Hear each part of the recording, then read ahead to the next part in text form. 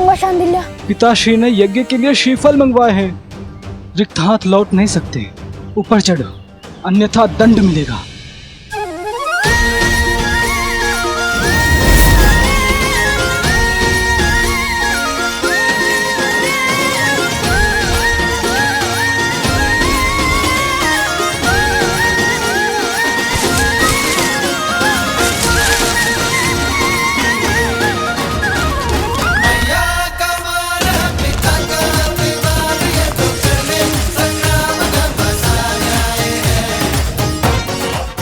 कुमुदनी, कहाँ चले गए ये दोनों?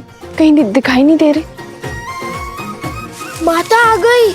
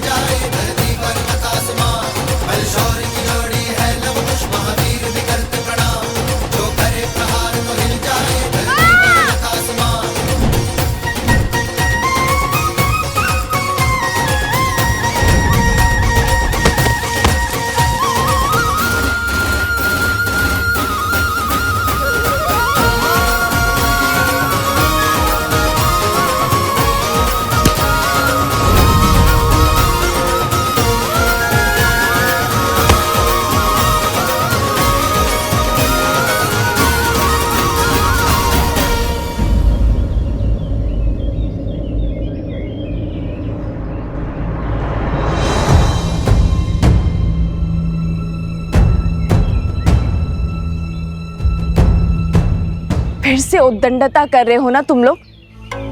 नहीं मानोगे ना तुम दोनों? आज तो तुम्हें दंड देकर ही रहूंगी।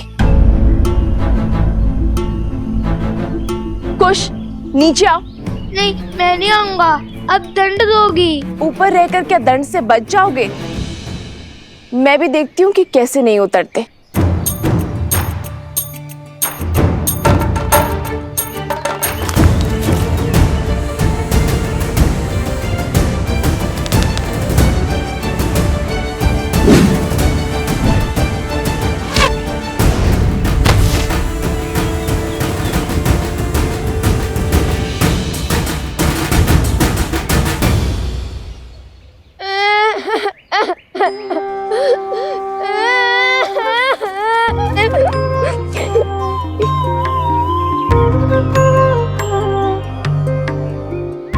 मैंने बहुत बोला लव भैया को कि मुझे ऊपर मत भेजो, माता क्रोधित होंगी।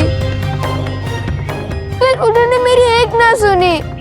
बड़े भैया का आग्रह था, वरना मैं और इतना बड़ा दुस्साहस। रोना बाद में, पहले दंड लो। जब डांटने का उद्देश्य पूरा हो गया, मैंने रो भी लिया। फिर क्यों डांटना? जो नहीं रो रहे उन्हें डांटिए ना। बहुत वचाल हो गए हो तुम दोनों। आज संध्या का भोजन तुम दोनों को नहीं मिलेगा। जाओ, यज्ञ में भूखे बैठे रहो।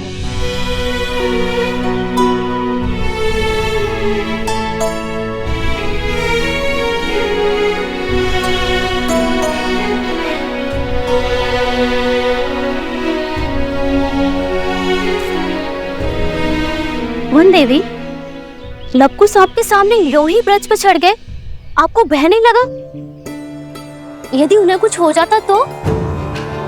माता की सबसे बड़ी पूंजी होती है संतान, और जब माता को अपनी संतान की योग्यता पर संदेह लगने लगे तो समझ जाओ कि उसे संदेह अपनी दी गई शिक्षा और संस्कार पर है। ओम भूर्भुवस्सुः ओम भूर्भुवस्सुः तत्सवितुर्वरेण्यं तत्सवितुर्वरेण्यं भर्गो देवस्य धीमहि धियो यो नः प्रचोदयात्।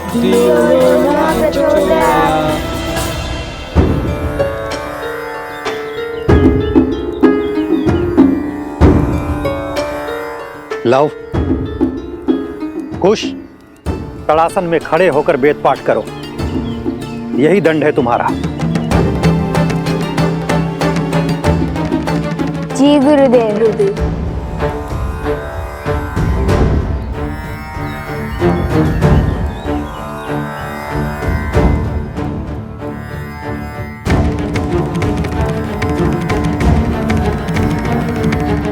देख रहे हैं लव भैया कैसे माता और गुरुदेव से हमारी चुगली करके हमें दंड दिलवाकर कैसे मुस्कुरा रहा है ये शांडिल्य। पता नहीं माता का मन बसीजेगा भी या नहीं। मुझे तो अभी से ही भूख लग रही है। और जन पाना है, शांति से वेदों का पाठ करो और करने दो। ओम भूर्भुवः स्वः ओम भूर्भुवः स्वः तत्सवितुर्वरेण्यं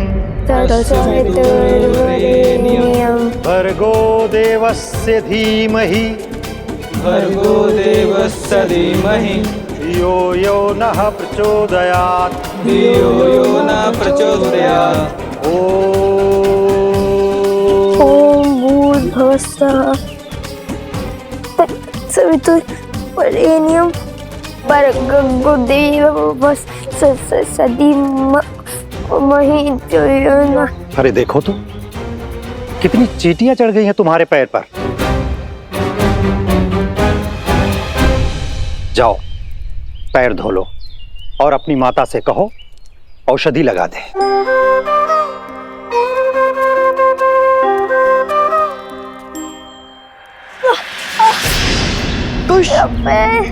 लव भैया सहायता करो।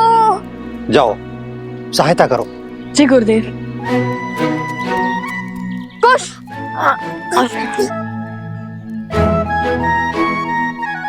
बहुत पीड़ा हो रही है गुरुवर। क्या भैया मुझे कुटिया तक छोड़ सकते हैं? जाओ।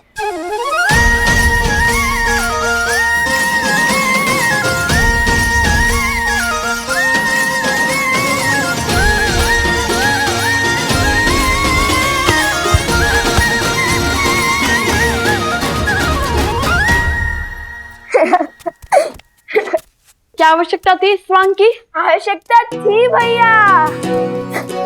हमने देखा नहीं शांडिल्य का मुख कैसे उल्लू की भांति उतर गया था।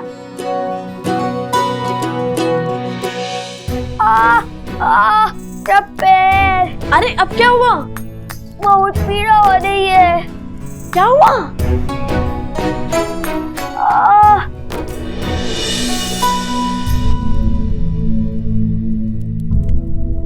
क्या हुआ कुश? कैसे हुआ ये सब? तारासन में खड़े खड़े वेदों का पाठ कर रहे थे, तभी चींटियों ने काट लिया इसे। कितनी पीड़ा हो रही होगी ना। मैं औषधि बनाती हूँ जिससे तुम्हारा कष्ट छूमंतर हो जाएगा।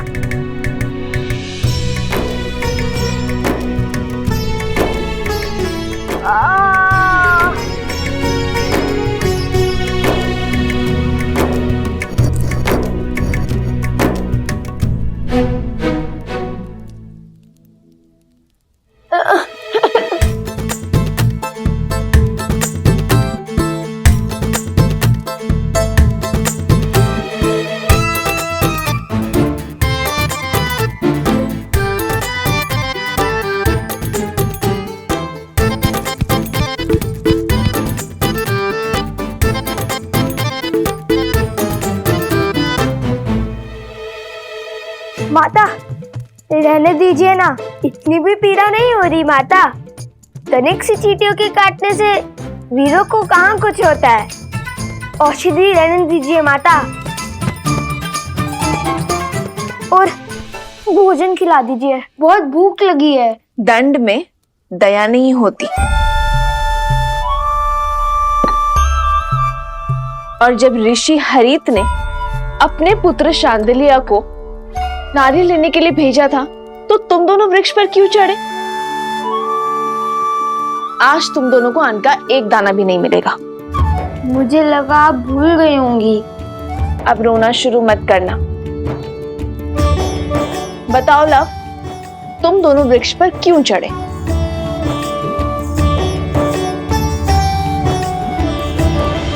हम ये जो पूंछ लगाकर घूमते रहते हैं ना, उसके कारण आश्रम के सभी बालक हमारा उपहास उड़ाते हैं, वानर वानर कहते हैं। तो तुम दोनों पूंछ लगाते ही क्यों हो? क्योंकि हम श्री राम के सबसे बड़े भक्त हैं।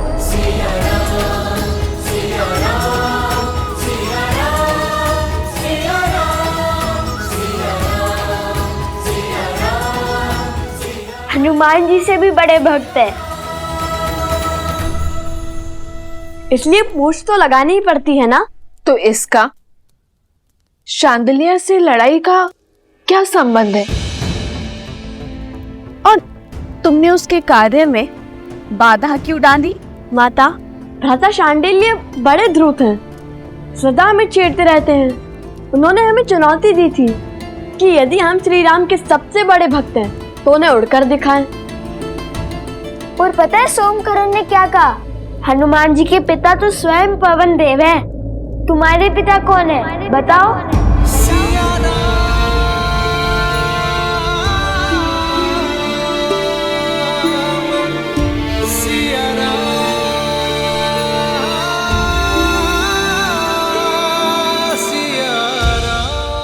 तो तुमने क्या उत्तर दिया? उत्तर तो भैया ने दिया है कि पिता ज्ञान देते हैं और माता संस्कार। हमें तो दोनों ही माता से प्राप्त हुए, तो हमारी माता ही पिता हुए। अब आप बताइए, यदि हमारी माता ही हमारे पिता है तो इसमें समस्या क्या है? हमें तो नहीं है। माता, हम उड़ तो नहीं पाए, पर वानरों के बाती वृक्ष पर चढ़कर नारियल अवश्य तोड़ लाए हम, है ना भैया? तो हुए ना हम श्री राम के सबसे बड़े भक्त।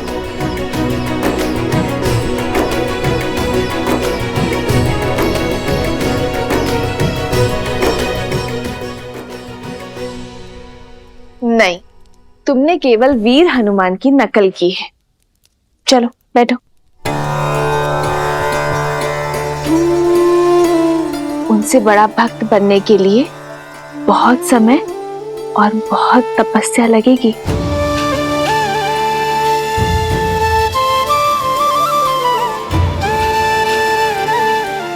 चलो भोजन करते हैं।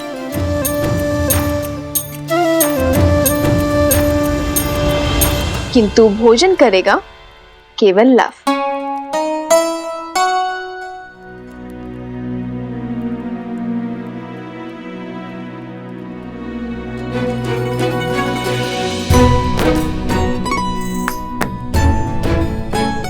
किंतु तुम्हारे दंड का क्या? तुम भोजन नहीं खा सकते। मैंने तो सिर्फ मुंह ही खोला था, किंतु ग्रास तो माता ने खिलाया है। दंड में मुंह खोलना अपराध थोड़ी ना है ना? है ना? है ना? है ना? मैंने क्षमा किया तुम दोनों को।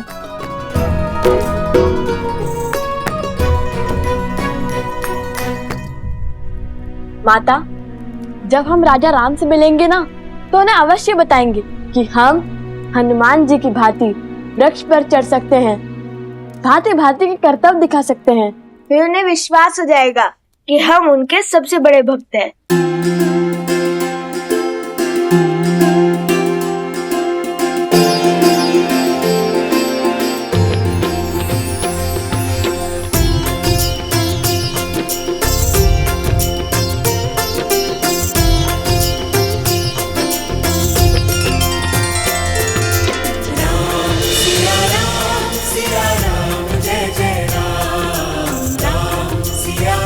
बस आस है तो उस दिन की जब ये आपसे मिलेंगे अपने पिता और आराध्या से।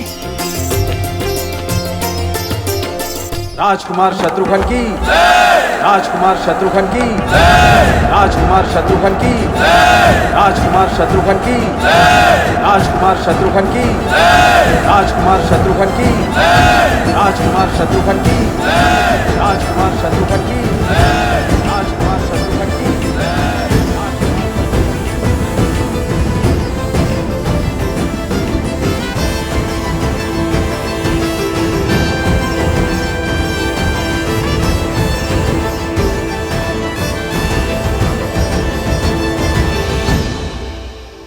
राजकुमार शत्रुघ्न नहीं, मधुपुरी का राजा शत्रुघ्न कहो।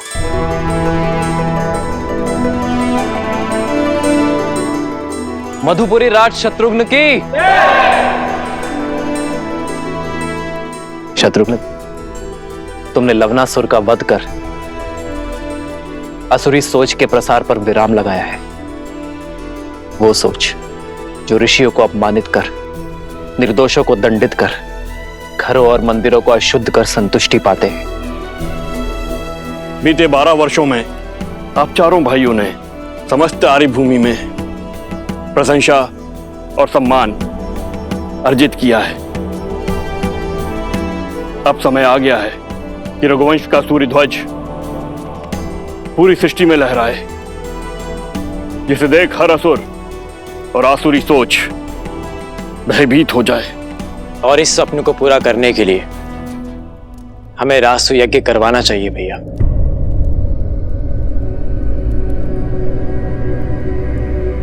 नहीं भरत,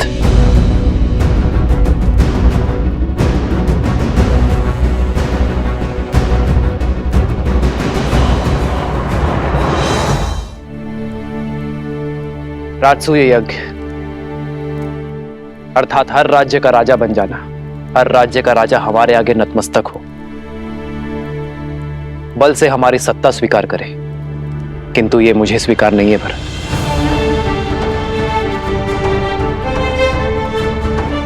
रामराज्य का लक्ष्य है कि हर कोई मन से स्वतंत्र अनुभव करे, मन से मुक्त अनुभव करे। किसी का राज्य छीनकर मैं धर्म का प्रतीक अयोध्या का पावन ध्वज नहीं लहरा सकता भरत। जिस राज्य का राजा सहर्ष हमारी नीति स्वीकार करता है, उसे सुख से राज्य करने का अधिकार अवश्य होना चाहिए। हमें केवल मित्रता और संधि की चाह है, और इसलिए मैं राजसूय यज्ञ के लिए सज्ज नहीं हूं। किंतु राजगुरु वशिष्ठ की बात उचित है। हमें सूर्यवंश की छत्र छाया समस्त भारतवर्ष में फैलानी चाहिए। भैया, किंतु ये होगा कैसे? अश्वमेध यज्ञ से।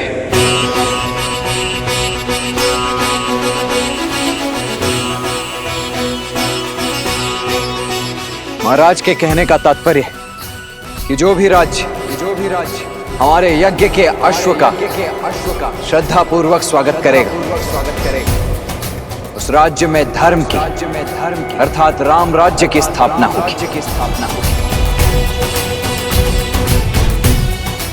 वो राज्य हमारा मित्र राज्य बन जाएगा, और हमारा युद्ध केवल उनसे होगा जो हमारे अश्व को रोकने का दुस्साहस करेगा। आचार्य, हमें अश्वमेध यज्ञ की तैयारी आरंभ करनी चाहिए।